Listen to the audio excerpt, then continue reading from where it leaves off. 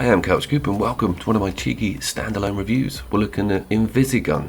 Took me a while. Invisigun Reloaded. This is actually a re-edition. This game's proper old. It was around on Steam, I think up to a decade ago. I first saw it on 1UP. That was a website that was around almost before IGN. Crazy stuff. Just looked it up. It's all gone. They used to do really good shows and talk about games that were really off-center and do a lot of couch co-op stuff. And this is totally amazing, really. But what it's giving us for the price, that's why I've done this video, is £1.50 on PSN at the moment, $2 or something.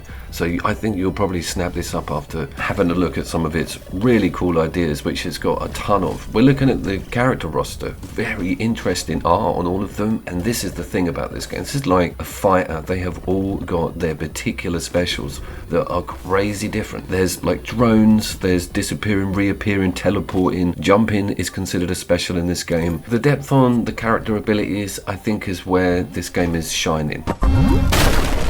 So how is it all working? Okay, we're looking at the campaign, which I've done 3% of, and get this, depending on what character you choose, it's a different campaign. It starts off as a tutorial on that character's individual ability.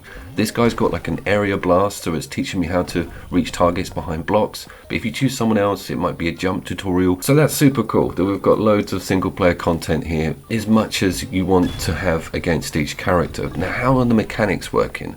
The game is divided up into tiles. I use the directional buttons. One tap is kind of one tile. Why is that important? It's because if you're not moving, or if you don't bump into something, or if you're not using a special, you don't appear on screen, which is exactly what you want to happen, because you are going against other people who are trying to get close to you or find out where you are so they can fire something at you.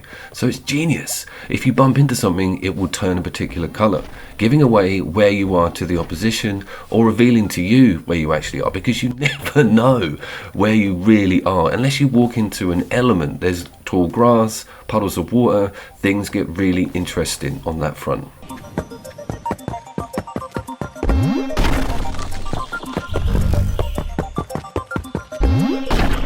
The single player content is way too hard for me. The more intelligent among you will probably love this. The art style I just adore, and all the little specials and symbols, the way everything's animated, and its sound design is genius. It's very dependent on everybody listening for a rustling of leaves or footsteps on a hard surface. It's an indicator of where your opponent could be.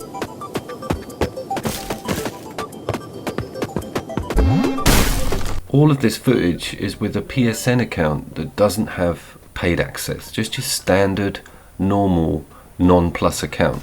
So it got a bit arsey with me when I went over to the local co-op section and said, I want to add somebody, especially add somebody with bots. Obviously, this game's strong point is in PvP, and playing against somebody in the same room, it can all be executed perfectly because of this disappearing mechanic. It's just limitless fun. But adding other bots in with you is important. You want to populate the map, and it can be done, but it kept asking me to subscribe to PlayStation Plus all the time with this. I had to navigate around it, restart maps. It was very strange, but we got it going in the end. Having just the two of you in there is super tense, and I've gone for a character that can push a drone out that can reveal where the other person is.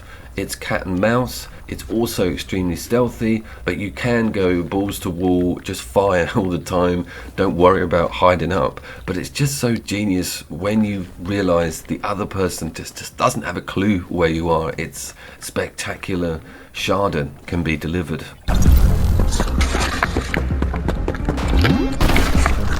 I like its locked screen premise. I think that's such a cool idea, having a playing field that doesn't change, scroll around, zoom in, zoom out. You get what you're given, and it's very cool to work in those parameters. It's also got a Towerfall Ascension like replay mode, which can get a bit annoying. It can be turned off, but of course it's great to enjoy one of your kills countless amounts of times because the other person can't skip it.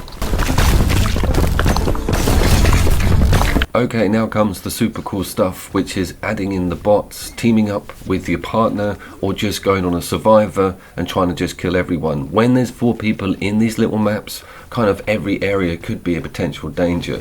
People are sneaking around, everybody's looking at the water, watching the grass to see if there's any shuffling going on. And when everybody's revealed or a special comes out that just makes you realise someone was standing right behind you the whole time, the panic sets in. This is a super good party game with 4 people local co-op. The laughs will just come rolling out. And I was thinking as well, couples streaming, that's a really cool idea for this. PvP or some co-op going on. I think it's quite an entertaining game to watch as well once you understand all of its mechanics.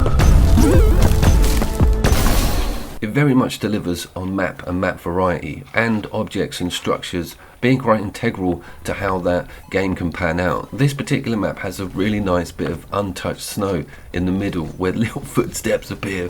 You know exactly where to line up your gun, and tiny revealing aspects of the different worlds and planets that you visit make it really worthwhile looking at them all, and it gives you them all as well on that 2-player, 3-player or 4-player local co-op option. The AI can be easily toggled onto easy, medium or hard, and the game does push quite a lot of online gameplay to you. I think that might be why that subscription request keeps kicking in, because it wants you to go online, leaderboards, lobbies, 2 of you can go and take on 2 other people, online free-for-alls. Man, there's some depth there. Talking of depth, some of the levels actually have switches and triggers that stop you getting to your opponent and having to work out a puzzle in itself to try and just get to an area where you can both kill each other. Very cool design this. I would bill this game as maybe the thinking man's Bomberman. That's a quite a close analogy, I feel, because it does have that technical aspect. At the same time, you still need to be quite snappy with your controls, be aware of your surroundings, and use your surroundings against your opponent.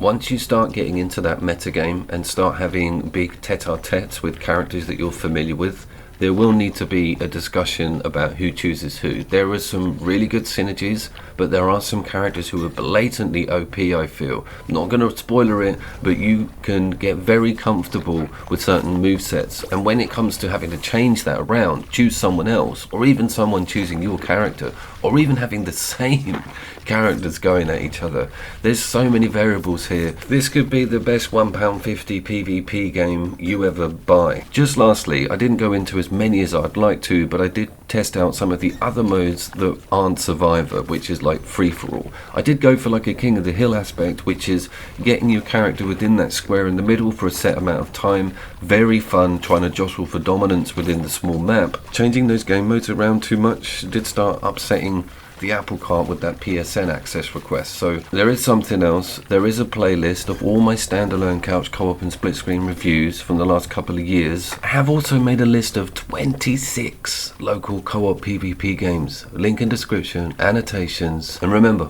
I will see you down there.